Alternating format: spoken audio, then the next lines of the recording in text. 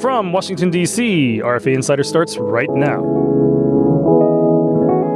That was Eugene and I'm Amy, and this is the first episode of 2025. Yes, but it's the last episode in the current presidential administration, as we are only a few days away from Inauguration Day. And on that topic, we'll discuss how China might react to the change in administration in the United States. But before that, we'll talk about young American social media users flocking to the Chinese app RedNote ahead of a looming TikTok ban.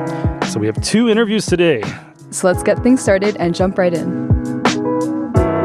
兩生乜女話咪嚟睇tập中個主題딴소리하지 마 offbeat. Okay, so today on RFA Insider, we're going offbeat with Shahrezad from Uyghur Service, who is going to talk to us about the TikTok exodus to another Chinese social media app called RedNote.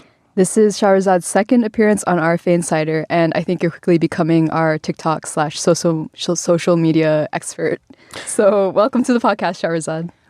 Welcome back. Thank you so much for having me here. Yeah, and so, as you said, we're always seemingly talking to you whenever something's happening in the social media. So I guess that means you're our cool, young, hip person here at RFA. Thank you. No cap fam. And I'm not being sus.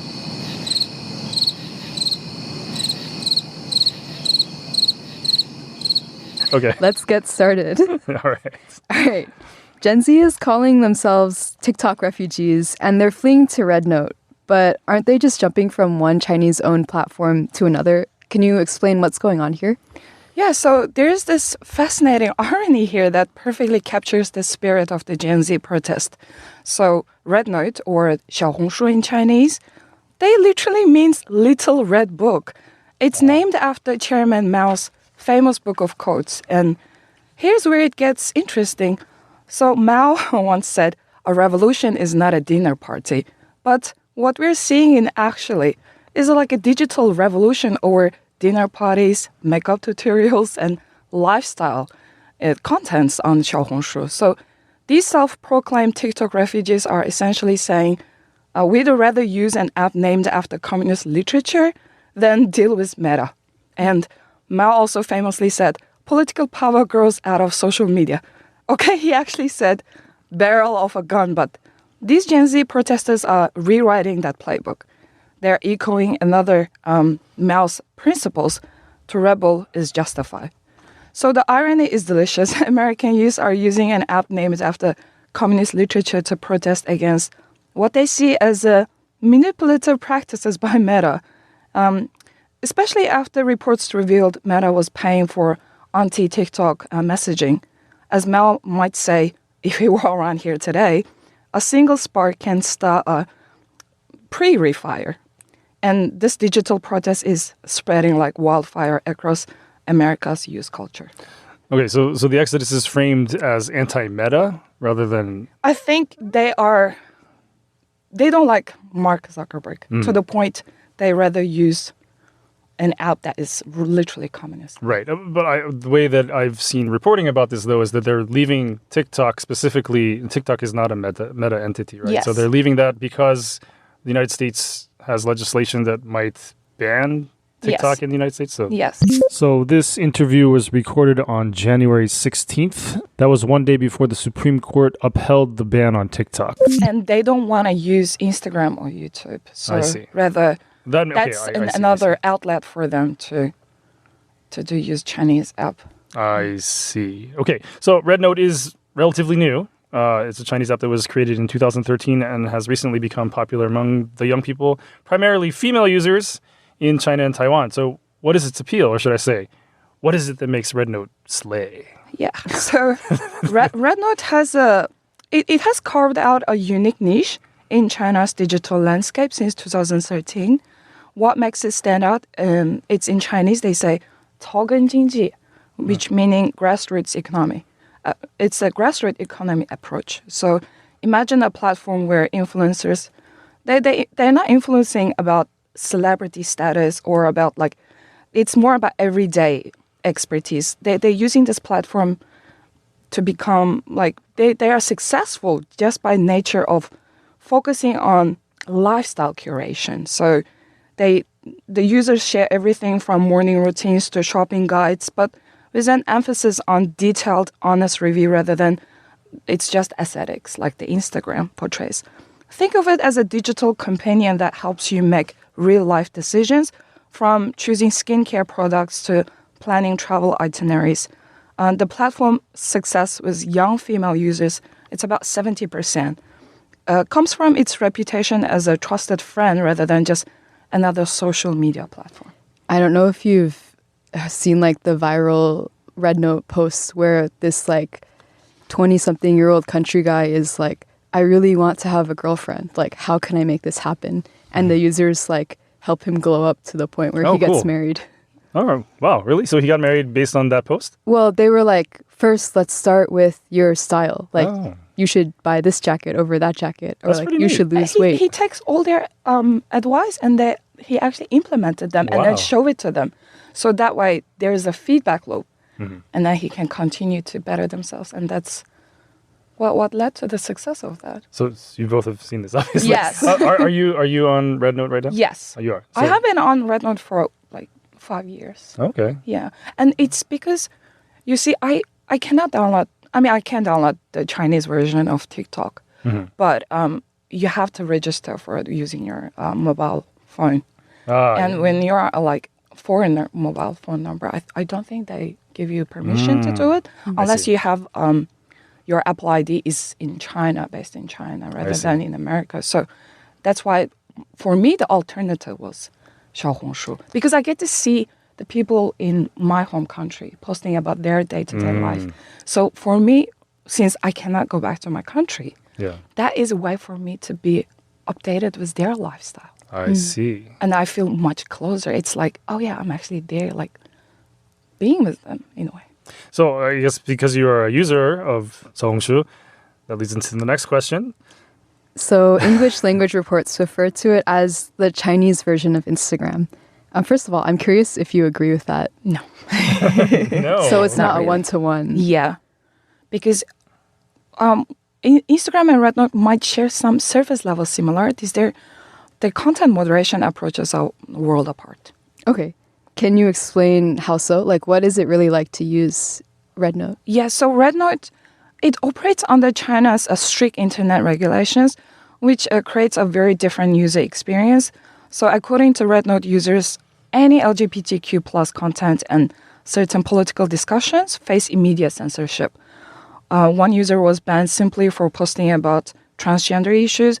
The platform also has strict guidelines about what products can be promoted and discussed, with particular sensitivity around political topics and social issues.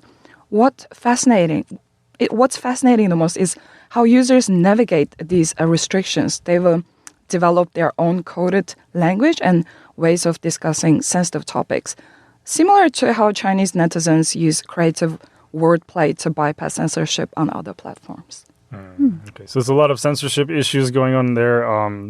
As you mentioned, politics is probably a huge one. Yes. In addition to certain social issues, I guess it's based on whoever's controlling it and the morality within China, right? Yeah. Okay. All right. So let's also talk about the language barrier on RedNote, which is entirely in Chinese, as we said. Why are American users still flocking to it instead of just going to Instagram or Facebook or YouTube? I mean, do they just think that those are just too basic? Yeah. I think young Americans are actually turning the language barrier into part of the appeal. As Mao Zedong once said, where there is oppression and there is resistance. And these users are taking that idea into like unexpected directions. They're essentially saying, we'll learn your language. We'll learn your online coded language like 666 and XSWL, which is 笑死我了 in Chinese, translated to laughing to die. It's like The LOL. Yeah, the LOL. So Or FLMAO. maybe? what basically these young Americans are saying, before we'll go back to Zuckerberg's platforms, we will learn your language and stick to Xiaohongshu.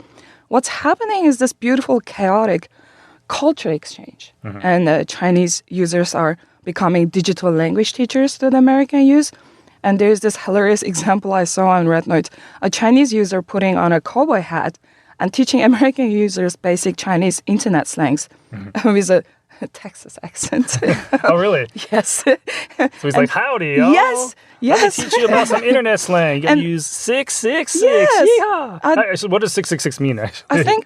I think it means awesome. Oh, okay. Yeah, 666. Okay. So, because the number 6 is pronounced liu, and when you put them in a triple, 666, Okay. so it's like you're awesome. I see. So, and the X as well. So they are basically giving them the code of using like That's this cool. language That's cool. to be able to bypass the restrictions. I think it's really interesting. In different languages, they have little abbreviations like that. Like Yeah. in Korean, for example, you'd write KKK to mean like laughing. Yeah. Even though KKK in English is a really terrible thing, you know? Or So- like in Thai, right? It's like 8. Oh, yeah.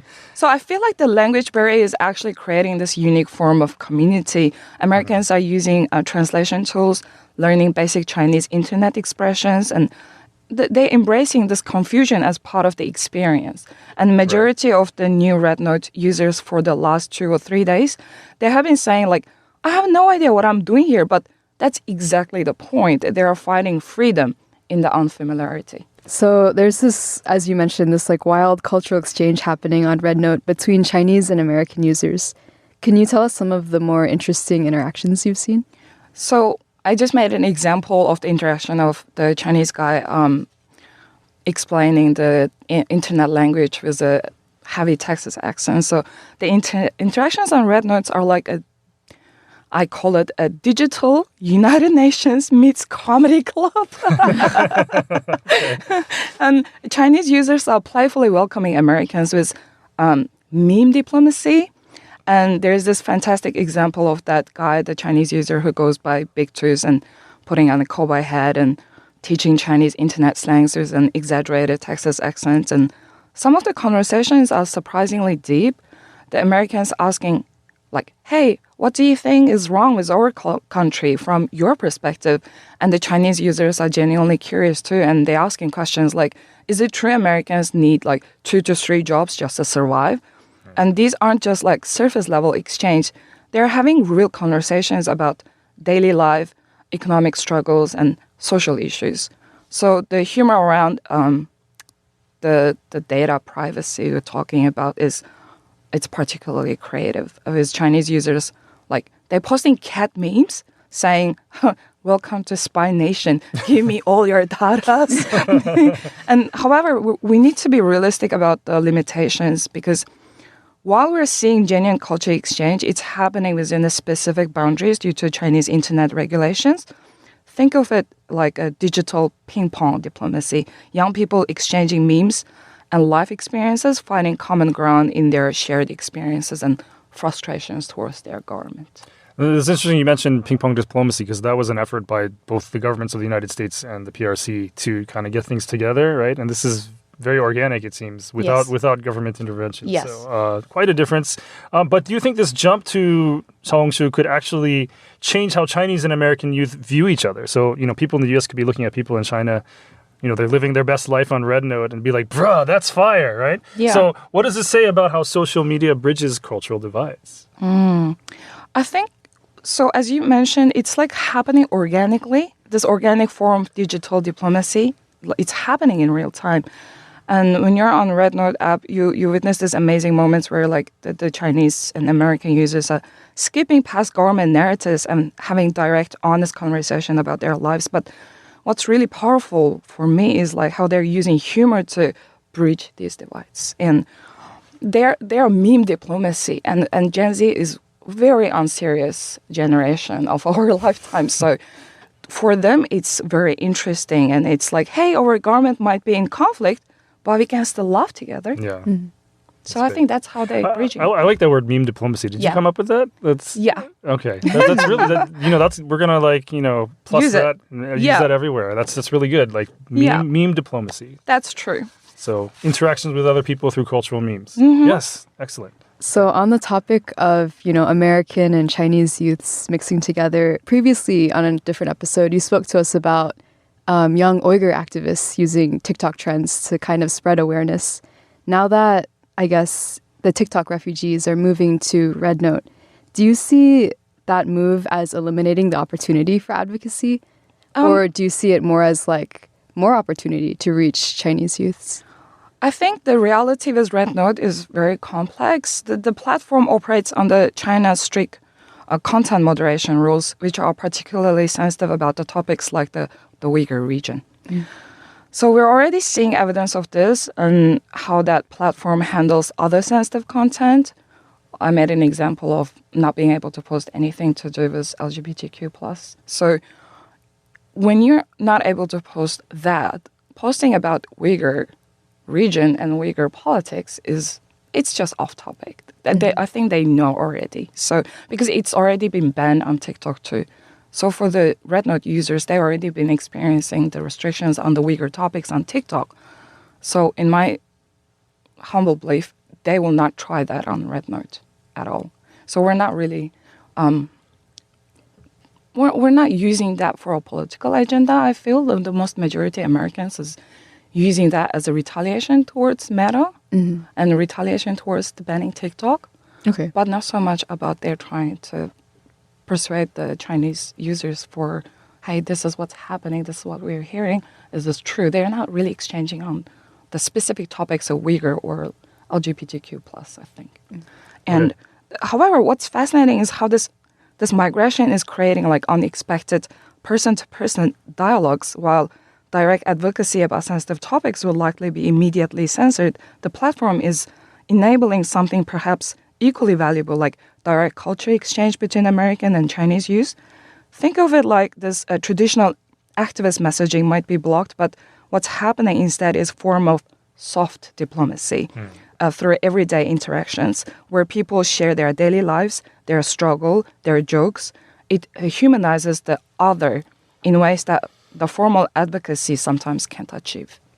Okay, so a lot of this, we said, was happening because of the looming ban on TikTok that may or may not happen. So let's get real about data privacy, because that's exactly the reason why the ban may or may not happen, right? Yes. So why are young Americans suddenly okay with their data potentially being collected by a Chinese media platform when that's the whole reason TikTok got banned? Do Americans, are they just not salty about that kind of thing anymore? I think the young Americans on RedNote are not only aware of the data privacy issue, they're actually turning it into memes. As one Chinese journalist brilliantly put it, they're escaping from an American prison run by the Chinese to a Chinese prison that's also run by the Chinese. And they're essentially saying, look, if everyone's going to collect our data anyway, we might as well choose where it goes. They're actually more angry about Meta transparency issues that potentially data collection, especially after reports that Meta paid for anti-TikTok messaging. It's not that they're okay with data collection. They're using their data choice as a form of protest, highlighting it's like a hypocrisy for them. They see it in the social media landscape. So, no, they're not becoming less salty about data privacy. If anything, they're becoming more cynical. Like by choosing RedNote, they're essentially saying, if you're going to ban TikTok over data censorship and data concerns, while Meta does questionable things, we'll just make your data concerns even more complicated. It's a very Gen Z way of highlighting it's like a contradictions for them. So they see it in a social retaliation. Couldn't this also lead then to maybe RedNote being banned also? Yeah, there's potential that RedNote is also going to be banned. So it sounds kind of like, if our data will be collected anyway, at least we can choose where it's going to be collected. Who gets to collect it. So everyone's talking about Gen Z's digital exodus to RedNote, but could this actually compel TikTok and other social media platforms to change how they operate in order to win back users?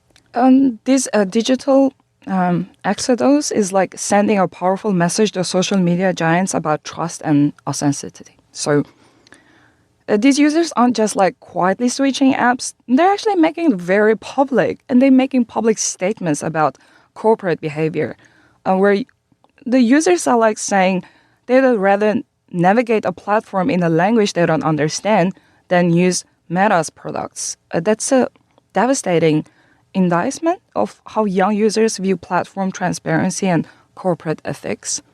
And this migration shows that Gen Z users value authenticity and transparency over convenience. And they're willing to deal with significant barriers, the language barriers. And like not being able to read basic interface elements is no issue for them. If they believe a platform is being more straightforward with them, that's no issue for them to migrate to that platform. That's like a huge wake-up call for social media companies. When your target audience would rather learn to type 666 in Chinese language than use your platform, that's probably a sign that these the giant organization, they need to seriously rethink their approach to users' trust and corporate transparency. Yeah, actually, I did have something to say on this because you mentioned trying to win back users. If you're a social media platform and you're bleeding users, you're not going to win them back. I mean, when's the last time you heard people talk about their MySpace? You know, like that's dead. Nobody's going back to MySpace. Nobody's going back to Friendster. You know, Facebook, when it first started, it was cool because it was all the young college kids doing it. But, you know, these days, everybody's mom and grandma are on there too. So it's not cool anymore. We're seeing like a very fascinating culture exchange. So the Chinese users making memes with cowboy hats, teaching Americans users internet slang like 666. There's also this underlying tension about what can and can't be discussed. So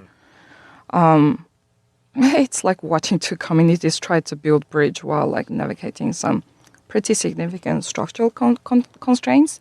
So I doubt that they will want to come back to any other platform at this stage, but I don't see them using Xiaohongshu for any longer than maybe just end of this year. So we'll see. More of a statement than like it's my kind of like when you're looking at the market, it's like, hey, what I'm seeing from the previous data points to now, you see it's like a scale going up, but then it's gonna go down pretty quickly. Well, I'm sure. So like, Xiaohongshu is now trying to capitalize on the situation and trying to translate into English and maybe other languages as well, right? They're actually hiring people who can speak English to monitor their platform. They put on an advertisement for hiring English content monitoring for like 2 days ago. So they really want to capitalize on that. Right. So they want to retain people for as long as possible, even though you foresee that people are going to stop using it eventually. Yeah. Okay. So with that, I think we've had a very good discussion about Xiaohongshu and also known as RedNote.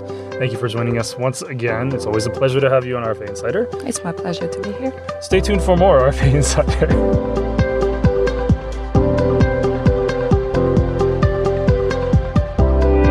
You're listening to the RFA Insider podcast, made by two real-life staffers at Radio Free Asia. If you'd like to send us feedback, there are many ways you can do this. You can send us an email at insider@rfa.org.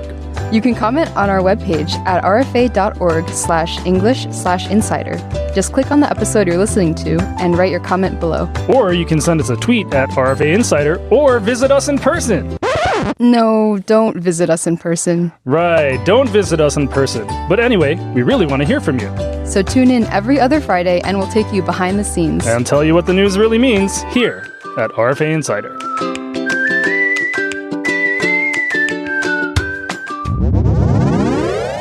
Yeah, it's so interesting. I think who better to lead this conversation than a 5-year user of RedNote? Yeah, definitely. And also, like, you know, she's always on top of things. I really like the way she coined the word meme diplomacy. That's pretty creative. I'm going to start using that from now on. Very fitting. Yes, it slays. Okay. It's what? It slays. Oh. Okay. Okay. All right. You guys don't like my creative use of Gen Z slang, but that's okay.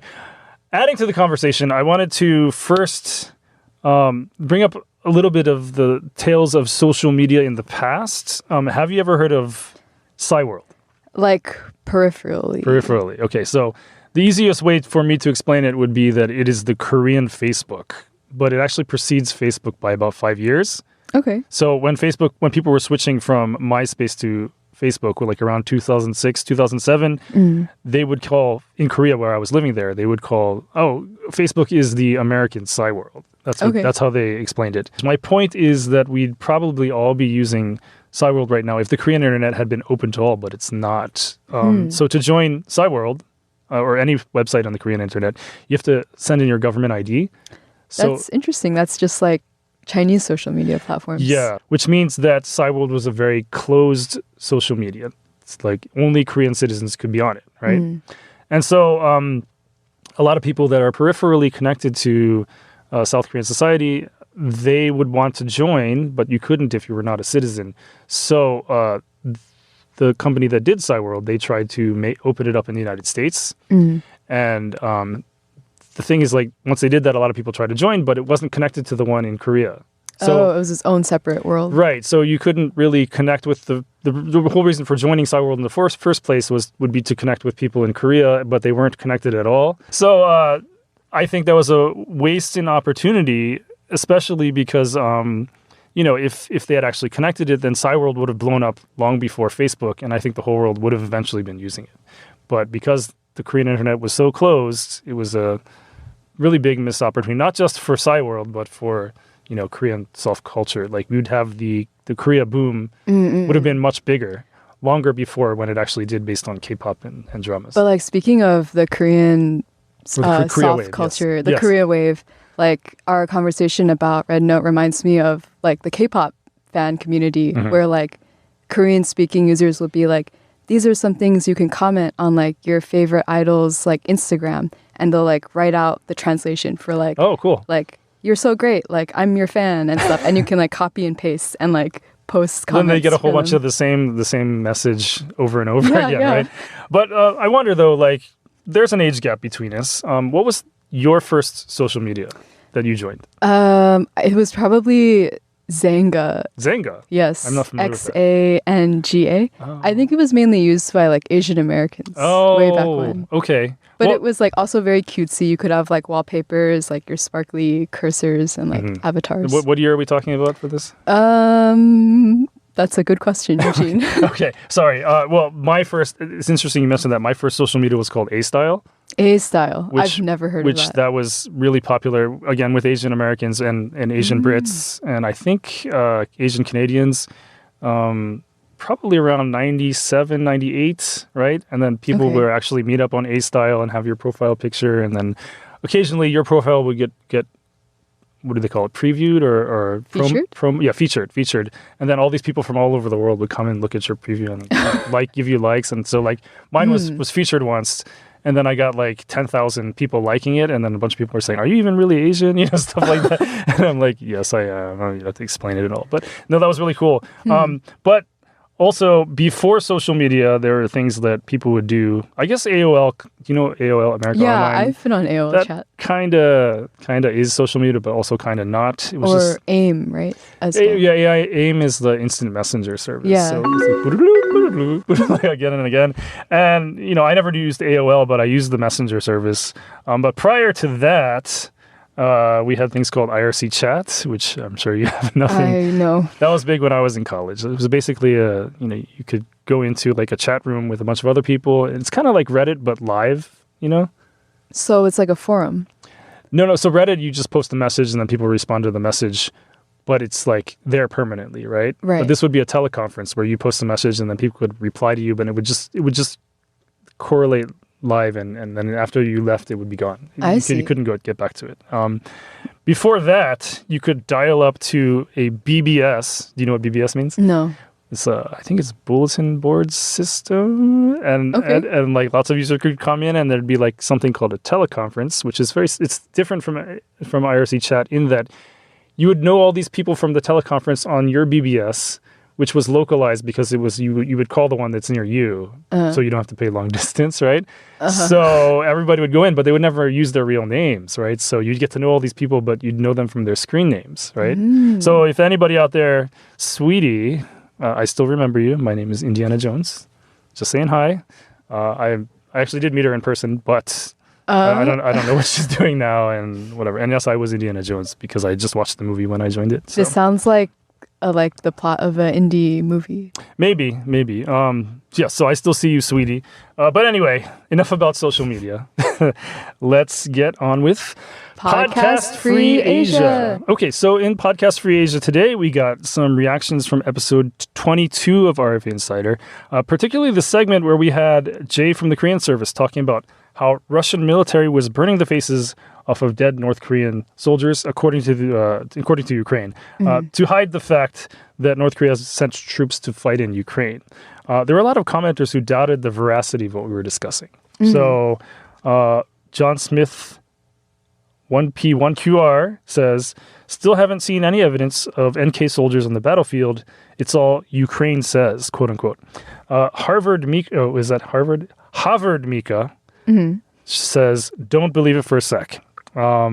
Interlocutor 67 says, what a bunch of BS. Laughing emoji with the little tears. Is that the laughing emoji or is the tears laughing emoji? I don't know how it... laugh crying? Laugh crying, okay. And then Dalomardi 5756 says, there are a lot of Asians fighting for Russia. Not all are North Koreans. Okay. Right? Yeah. So, I mean, we discussed that exact point with Jay when he was in here. There are many citizens of Russia with Asian features. And so let's just say, yes, they are in fact Russian citizens. But if we concede that point and say, okay, these are Russians who are coming from like Siberia where people look Asian, why is the Russian military burning their faces then? That just doesn't really make sense. Why would they want to conceal that? It doesn't make any sense. Also, add to this that the Pentagon has come out and said that there are 12,000 North Korean soldiers in Russia. And RFA has run stories about Russian POWs who talk about working alongside the North Korean soldiers. And RFA has interviewed Ukrainian soldiers who captured Russian POWs. And the Ukrainian military says they've recovered documents off the body of a dead soldier with fighting tactics outlined in Korean. That's a report we did recently. And pictures of what appeared to be his family, along with Korean writing on the front and a caption that says, hey, let's make good memories out of this. Oh, that's sad. Yeah.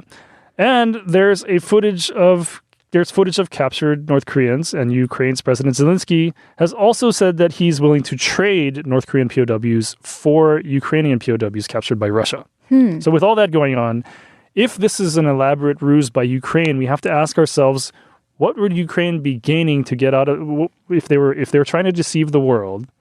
What is it that they would gain by saying that yes, there are North Koreans here? How would that be beneficial to them? Well, let's just say there are some benefits somehow because North Korea is not a popular country, and then I guess that would make Russia look like it's violating sanctions or something like that.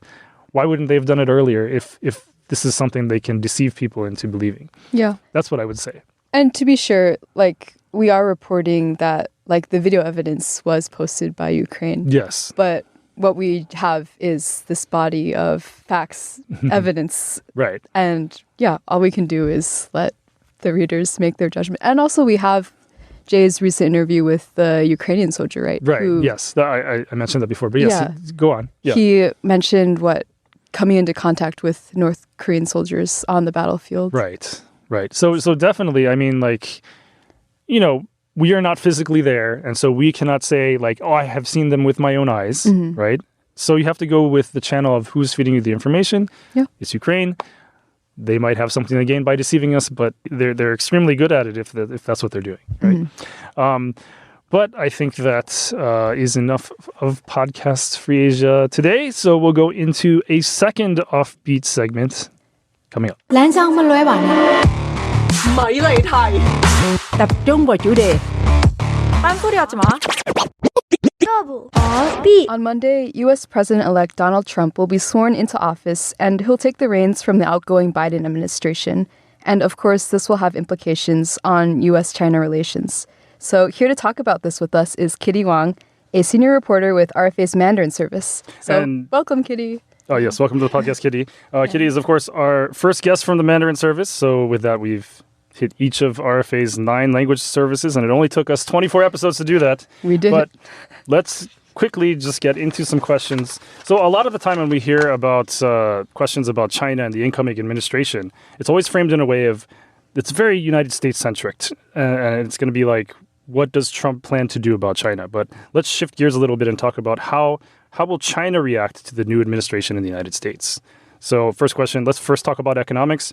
We've heard so much about Trump wanting to invoke tariffs on China and how that would affect the U.S. economy. But what is the overall mood in China right now regarding the possible implementation of tariffs? Yeah, first, very glad to join your program. Yeah. And of course, this is based on my interview before and some public resources. Right. And I think overall, the Chinese government, they are very nervous about this tariff and has been trying to woo Trump. I'm saying this because first, we have seen on Monday this week, the CCP's mouthpiece, People's Daily, published an a very important commentary, and the title is Fully Understand the Mutual Beneficial and Win-Win Nature of Sino-U.S. Relations. The win-win nature. Okay, right. Yes. And so what ways could it be a mutual win for both? Yeah, and it also says that although the relationship has experienced ups and downs, cooperation is still the only correct choice. So it seems they are prepared to cooperate with the United States. All right.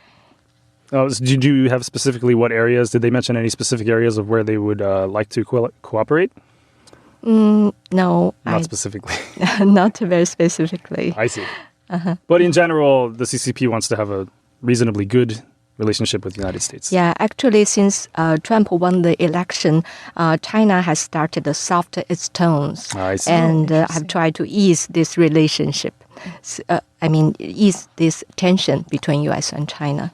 And also from Chinese business point of view, we have interviewed some people, and they also feel nervous about the tariff, of course. And the most recent statistics from Chinese government, we have seen that China's exports in December increased by 10% year on year in dollar terms. Oh, so they increased ahead of any potential tariffs? Actually, that means the Chinese companies, they are rushing to export. Right. Right? I see. Before the Trump administration take office. I see. Yes. Okay. All right, so let's move on to security issues. Do you think that Beijing will alter its approach to either Taiwan or the South China Sea with Trump taking over? Also, based on my previous interviews, many analysts believe that China prefers not to look weak in security because this is related to the nationalism in China and also the legitimacy of the CCP. So on Taiwan, they can't even afford to look weak. Because Xi Jinping has made taking control of Taiwan or reunification as part of his China dream. So you can imagine that. Yet it also depends on what Trump will do and what the domestic challenges Xi Jinping faces. I think you have seen that recently the very high-ranking military official of Chinese PLA has been suspended and put under investigation. His name is Miao Hua. He was director of the political work department on the Central Military Commission, which oversees the PLA. So, yeah. Okay. This signifies, this signals that Xi Jinping maybe not in full control of the PLA. That's what the experts think. Of course, the PLA is the People's Liberation Army, which is the army of China, right? Yeah. Okay. Thank you. So let's go on to some other important issues. We've got the issues about the situation in the Uyghur region, also known as Xinjiang, and also in Tibet. Do you think maybe Beijing wants to just maintain the status quo in these areas, or now that Trump's in office, they might react differently on these areas? Actually, it's hard to predict, but I can give you some background information. And for Uyghur region, China call it Xinjiang, and Tibetan region, China call it Xizang. Both are full of natural resources and are also China's border areas. So, of course, Beijing wants to fully control those areas by assimilate those ethnic minorities. We did a lot of reports about the human rights violations in those areas in the past few years, and I haven't seen any changes in Beijing's policy so far. I think one key factor we need to observe is whether more mosques or temples will be removed in those areas. We should watch that. And I also want to mention that Senator Marco Rubio, the incoming, he was nominated the Secretary of State, and he has been very vocal in the human rights issues, and he was sanctioned by Chinese government because of that. So he cannot visit China now. If he comes into office, we will see how China handles that. Yes, and we've heard Marco Rubio's name a lot in our coverage with in the Uyghur region. Specifically, he has headed many Senate panels where he advocates for human rights in the Uyghur region. We'll just say that. He has been very vocal about that. Yes. Yeah, that's interesting to hear because on one hand, it sounds like they're trying to be friendlier and like more open, but on the other hand, trying to seem immovable for some aspects regarding like Taiwan or the border regions. Yep. Yes.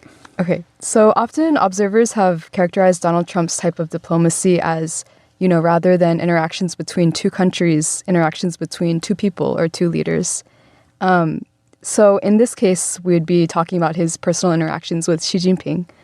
And is the interpersonal aspect as important to Xi? And can you tell us what we might expect from the two leaders getting along on a personal level? Based on my previous interview with some experts, they believe that the communist leaders, they love personal relationships with foreign leaders. And they try to use those relationships to show off themselves. But they don't like surprises. This time we have seen that Trump invited Xi Jinping to his inauguration ceremony, and Xi just decided to send someone else as his envoy. So expert told me that he's afraid that Trump may talk with him, ask him about like tariff or something that unexpected, then he may not know how to handle that. So it's interesting. And we know in Trump's first term, he started his term by establishing some personal relation with Xi Jinping, and Xi visited he visited him at Mar-a-Lago, but later on, because of the pandemic, that kind of trust, personal trust, was destroyed. So this time we will see how that goes. Right. So I wonder, not based on the leaders though, the general mood, or not the government, but just the citizens in China, the people. How do they look at the change in administration? Is it more optimistic or pessimistic, based on what your reporting shows? I have talked with some people in China. Actually, most of them are kind of pessimistic. I think one YouTuber in China, he told his audience that to expect more decoupling of the two countries. He even suggested to those parents in China, they have to catch the last opportunity to send their children, to American universities. Otherwise, maybe when Trump come into office, then their children may not have opportunity even to study here. Oh, I see. Yes. Yeah, it sounds like there's a rush on like various ends in China to maybe get things done before the new administration.